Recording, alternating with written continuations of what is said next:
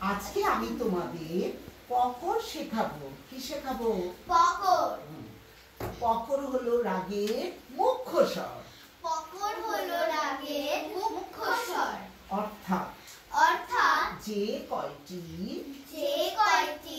স্বর সমষ্টি দ্বারা রাগের পরিচয় পাওয়া যায় তাকে বলে পকর। জোরে বলো, তাকে বলে পকর। আমি এখন তোমাদের কাফি রাগের পকর শেখাবো। তাহলে আগে আমাকে জানতে হবে কাফি রাগে কি কি স্বর লাগে। কোমল গা, বাকি সব স্বর শুদ্ধ। আচ্ছা ঠিক আছে, স্টার্ট। সা সা রে রে গা গা মা মা পা।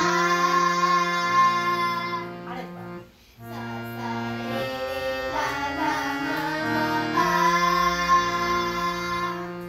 এটা হলো কাফি রাগের পকর।